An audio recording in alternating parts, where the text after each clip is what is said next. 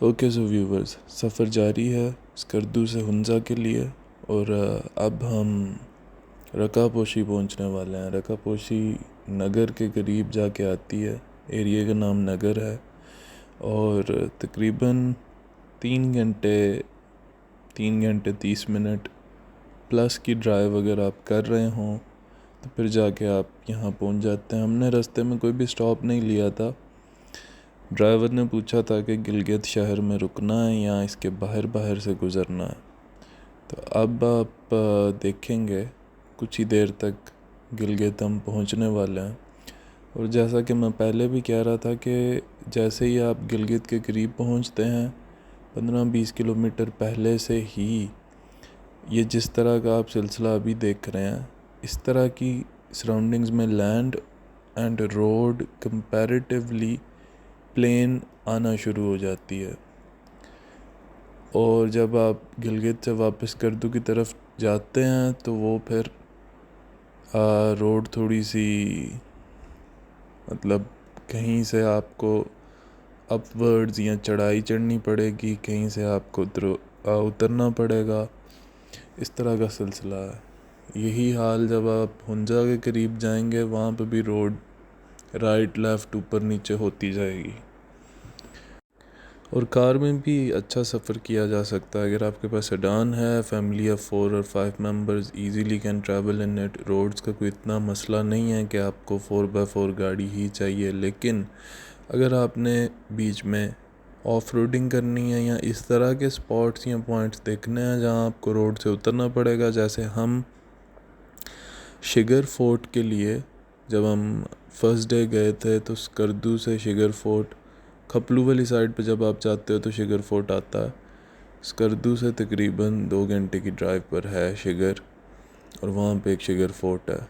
Shigar fort से वापसी पे हम रोड से उतर के ब्लाइंड लेक देखने गए थे, और no doubt it was worth it. लेकिन ब्लाइंड लेक का ये सीन है कि मेन रोड से उतर के आपको 4-5 किलोमीटर नीचे जाना पड़ता है, और उतना ही फिर आपने वापस ऊपर आना। तो वो कुछ 10 किलोमीटर का जो पैच बन जाता है आने जाने का, बहुत रफ था वो।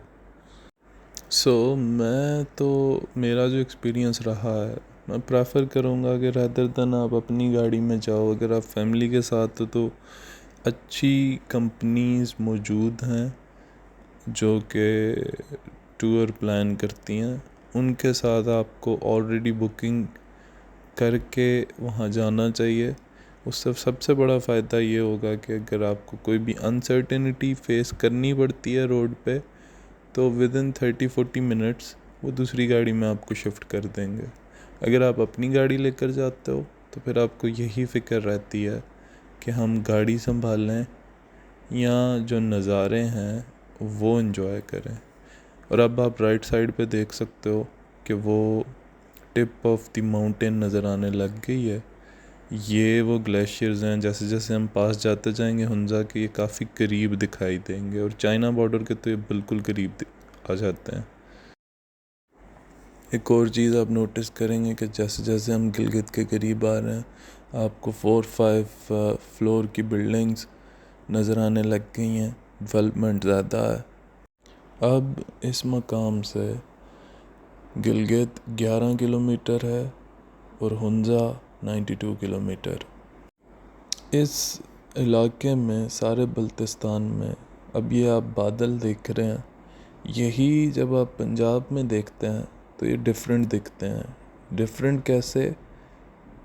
यानी यहाँ पे आपको फ़ील होता है कि जो ज़मीन है वो काफ़ी करीब आ चुकी हुई है बादलों के साथ।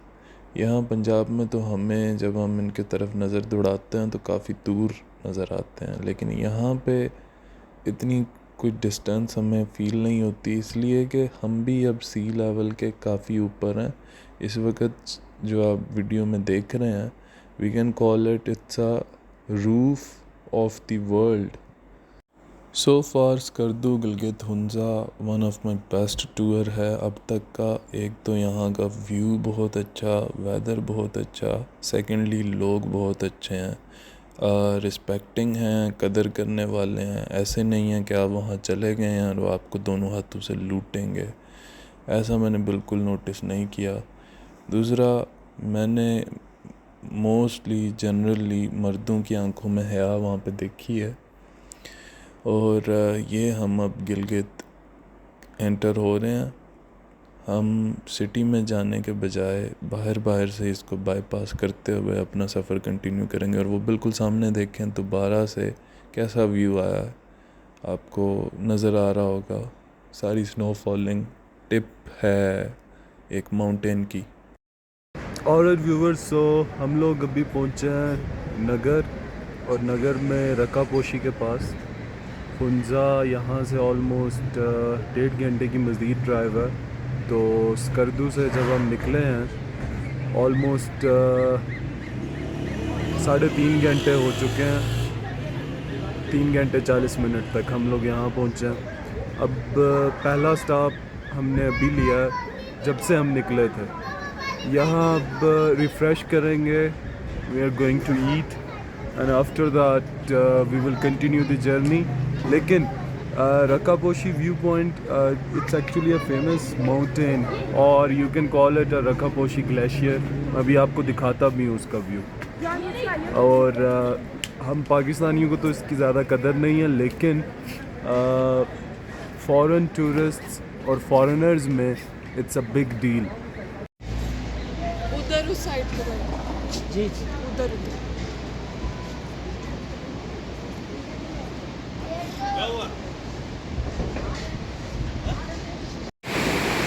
सो व्यूवर्स, हमारे साथ है ईसा। क्या हाल है, ठीक हो? सो बलती हो आप? जी जी करती है। अच्छा, यहाँ पे रहते किधर आप? मैं रहते बेसिकली सिकंदर में हूँ, बाहर इधर काम के लिए है उधर। अच्छा, मैं स्कर्दू ही 3 दिन वहाँ रुक के आ रहा हूँ। तो इधर से क्या महीने बाद इस तरह से छुट्टी पे जाते हो या डेली? नहीं, मैं आया हूँ इधर मई में आया हूँ। जून जुलाई अगस्त सितंबर नवंबर दिसंबर तक मैं इधर देखने आया हूँ। फिर 3 महीने ये होटल बंद होते, इधर बर्फबारी पड़ती है। अच्छा, यानी 4-5 महीने लगातार काम करते हो? लगातार काम करते हो, 4-5 महीने काम करके छुट्टी पे फिर घर जाते हैं। अच्छा, जब बर्फबारी होती है, सब बंद होता है, तब आपकी वो छुट्टी है? जी जी जी, छुट्टी है। ये जो पानी आ रहा है ऊपर से, ये सारा उस ग्लेशियर का है? जी जी, वो सारा ठीक है। तो ये आप जो मुझे पहले पूछ रहे थे कि चश्मे का पानी, वो इसका है? जी जी, चश्मे का पानी इधर से ही मिलते हैं, बड़े ज़बरदस्त पानी होते हैं। चलो वो भी ले आए, ट्राई करते हैं। बाकी सब ठीक है।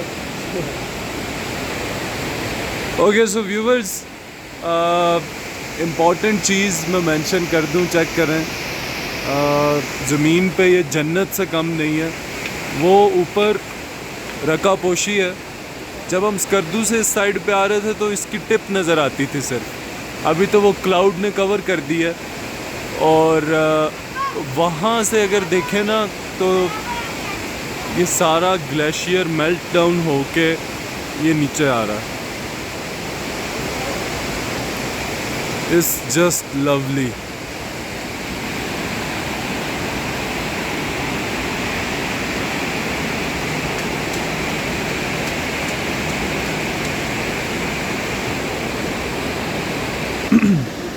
ओके, सो व्यूवर्स, चिकन कढ़ाई हमने ऑर्डर की थी और हाफ इन्होंने दी है, जो कि काफ़ी जेनरस पोर्शन है। नारान की तरफ जो मेरा एक्सपीरियंस रहा है ना, वो वहाँ पे जो भी गोश्त की चीज़ ली है गला हुआ नहीं होता था या जायका नहीं होता था। इसमें जायका भी है और प्रॉपरली गला भी हुआ है। सलाद में कुछ नहीं, तो सिर्फ प्याज का चल रहा है। साथ में ये पुलाव है, और पुलाव जो है वो 550 का है, वो भी जेनरस है।